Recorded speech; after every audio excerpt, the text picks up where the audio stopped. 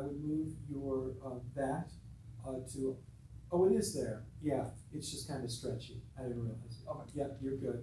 Again, the core of the sentence, I know minority, or I know I am in the minority. And we find in articles, and that adjective phrase very well. That's right. Okay. We're going to let him get away with that being his hard sentence? No, but he did volunteer to go first. Points for that. Second. Okay. Good one, I'll do it. All right. And I know we're reaching the point of embarrassment and a loss of dignity and so forth, but tell me your name again. Daniel. Okay. So for my easy, I did, fourthly, the T should be strong, and, T should be strong, Good. and I have, B as in for the T, and fourthly should be, for the verb describing what should be. Fourthly describes the verb. Yeah, you can talk me right on into that. Good. And now this, alright, so I have milk that is too creamy always gives tea a sickly taste. So I have the milk that is creamy and the tea.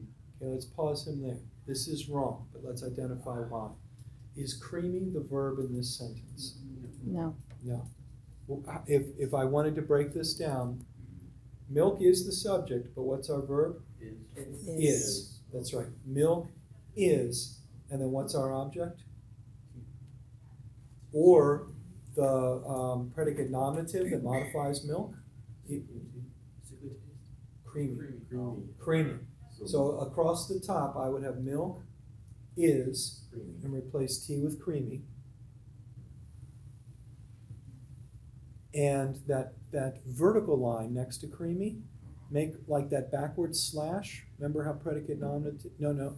To the left of the C, Right here. instead of that being vertical, it's like a backward slash. Because it's creamy. Creamy is reaching all the way back to modify milk, right? Okay, milk is creamy. All right. Now, that said, where should that is go?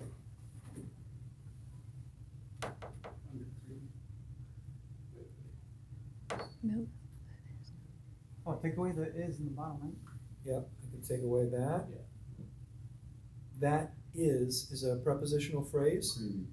I love it. Yep, talk me right into that. Or it's a second prepositional phrase. You can have multiple ones. I could see that is being under creamy. But don't you lose it is because it's your verb? Ooh, he's right. Okay, milk. That. Okay, so just the that. Okay, good call, Justin. And then that goes under creamy? Yep. And now his always. Always gives a sickly taste. You say you lose the is altogether. Well, we, Is would because is your verb, you can't put it underneath. I was trying to use it twice. Oh, okay. You already have that too. Okay. Good. And now we have always gives tea a sickly taste. Always tea gives taste a sickly. All right, I got it. Look at me. Tea Under creamy. Why don't we go? Always tea gives gives taste a taste sickly. a sickly. Always give. A Always sickly. tea gives taste a sickly.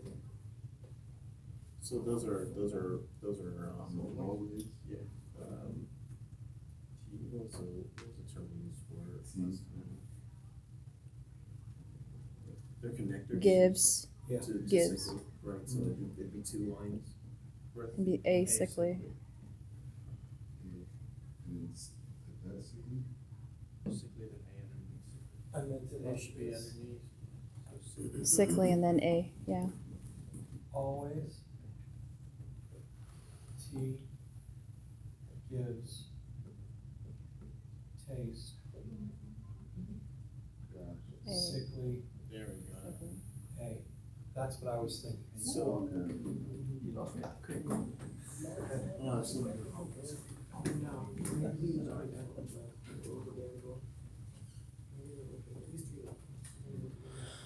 What are we? Minor issues here at that point. Yep, perfect. Okay. That was a hard sentence.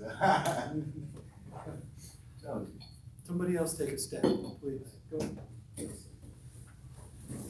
The blue or the red? The teapot should be made of china or earthenware. So teapot is your subject, but should be as the verb, and then made, I can't remember which predicate, nominative. So I put it on a slash. And then prepositional phrase, but it's also a conjunction. So I put of china or earthenware. Perfect. Let's review that again before we go on. So, again, the core of the sentence, teapot should be made. Teapots should be made. It's not something we're used to, and it reflexes back, so it gets the slanty line. And here they try to trip him up, okay? It's a prepositional phrase that has two tails, if you will. Should be made of china or functions of conjunction. It can also be made of earthenware. Perfectly done. Go ahead. Okay, so my hard one was, in some countries, teapots are fitted with little dangling baskets under the spout to catch the stray leaves, which are supposed to be harmful. So I put teapots as the subject, with my verb as are fitted. Okay. And then to catch as a infinitive. Infinitive, okay, okay. To catch is an infinitive. To catch leaves. And so coming back here to are fitted, I put it's fitted it in some countries. Mm-hmm. So I put it under there. Then with little dangling baskets,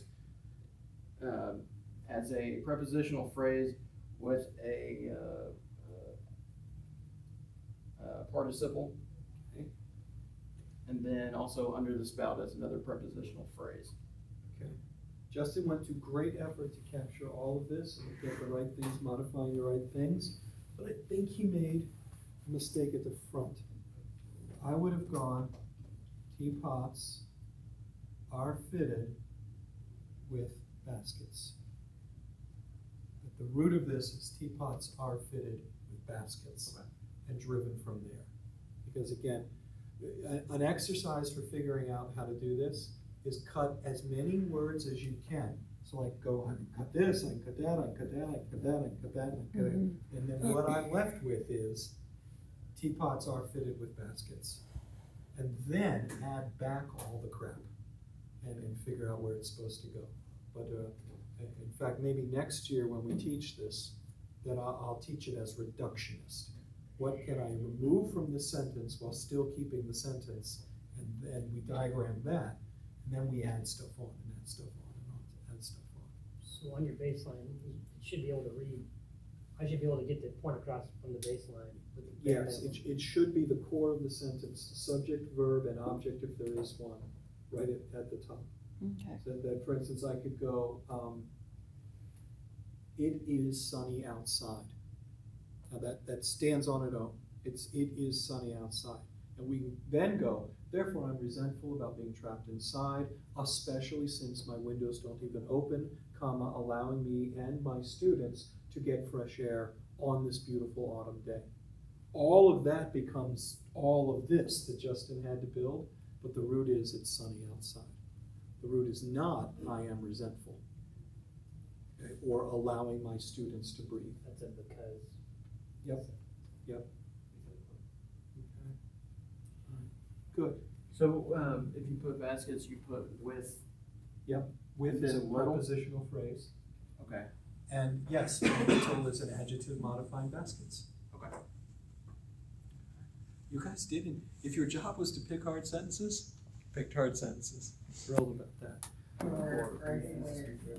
the wordsmith. So I think I did this one. Yep. Wrong. Who just did this? Was it The one Justin that just did did this? Okay, so he got the conjunction properly, but no big harm on your part. And again, notice that Serena got the core of the sentence, teapot should be made. And again, I think 90% of the point is we're figuring out what the root of this sentence is. Teapot should be made.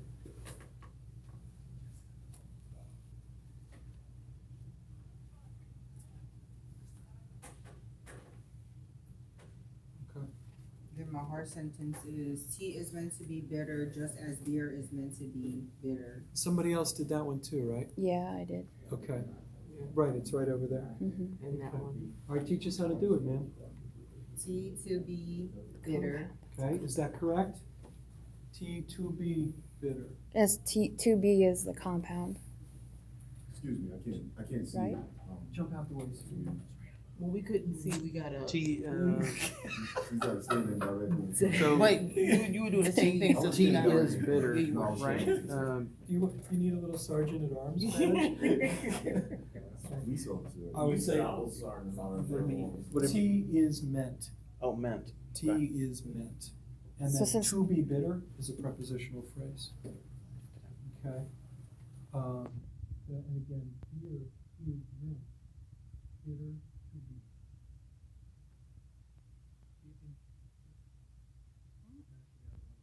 be. Yeah, I Just did. put it on the board. Check it out. So when we go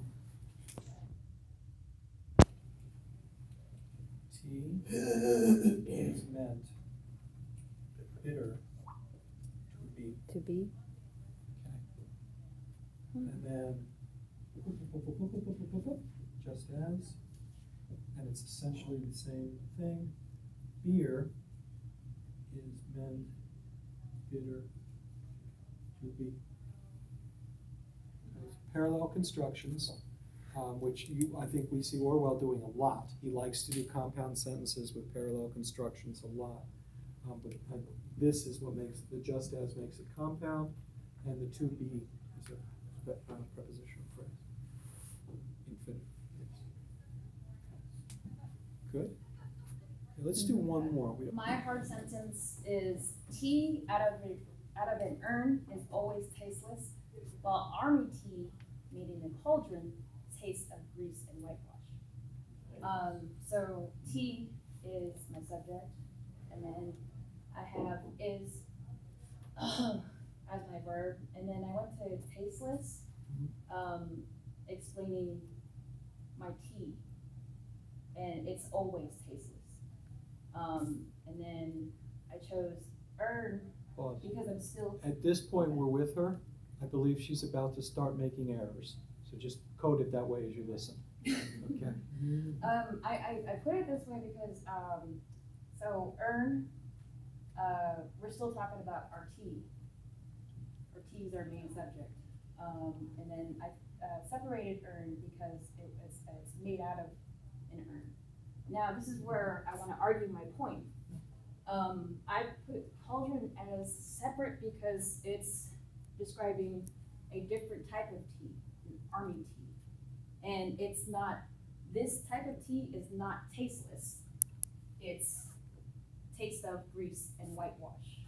That's why I have it down here. Now. I'm thrilled that Mel looked so hard at this and figured out or tried to figure out what the author's point was and what was trying to go on. But I believe she's made it harder on herself by not stepping back and going, wait a minute, this is one of those compound things. I was gonna say. My friend Orwell is all about compounds. Wow. So I'm gonna suggest that she's 100% here. Tea is tasteless always, absolutely. Okay.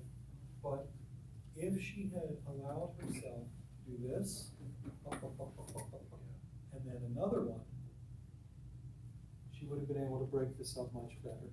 So her first thing is, tea is tasteless always, right?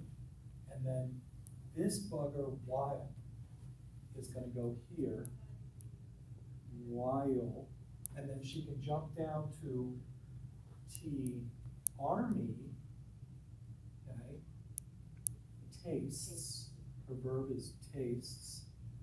Army tea tastes, and then it's going to be probably, yes ma'am, grease, whitewash, You need the taste of? and tastes of, taste of grease and whitewash. I probably would have gone that way. Where would we put our made in a culture? Would that be Made. aftertaste? Army tea made in a cauldron. I think I would go made cauldron in a. I think I would do that. Go ahead. Can I ask about this though? Is this an adverb or what, how does this not, modifying the verb? Is always, I'm comfortable with that, yes, sir. is it up that? I don't think it can. I think you're right.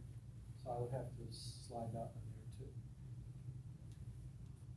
Okay. This was indeed a hard one. Yeah. Okay. Now, it's interesting too, we just a couple minutes ago said that Orwell likes his compound sentences and he likes parallel constructions in his compound sentences. In this case, the front ends of his compound look good, but this one has this huge caboose and this one didn't. He made a claim, he jumps into the conjunction, he starts the same way, but then he throws this huge caboose on your tail there. Okay? If we had written it, we might have chosen to start with, army tea is made in a cauldron, period. Okay, I could see us making that its own sentence, and to tell the reader, I'm telling you something about army tea here. So, army tea is made in a cauldron. I might then go, unlike tea out of an urn, comma, which is always tasteless, army tea tastes of grease and whitewash. That I would have probably made this sentence 1, and then this, as it is now, 2A and 2B. Instead, he saves the explanatory thing, the thing that matters, the thing that makes a difference, to the caboose stage. It's his privilege. We can choose to write differently. We'll be writing in just a moment here. But I would have made these points in a slightly different order. I would have put the cauldron out front, because that's really what this is about. Make your tea in a cauldron and it tastes of grease and whitewash. That's how you know you're in the army, at least in the 30s. Burma. I think I would think. Okay. Actually, where you guys were deployed, there was probably exquisite tea, wasn't there? Didn't you at least have excellent coffee and tea? I mean, what's the point of being Green beans. in Mesopotamia?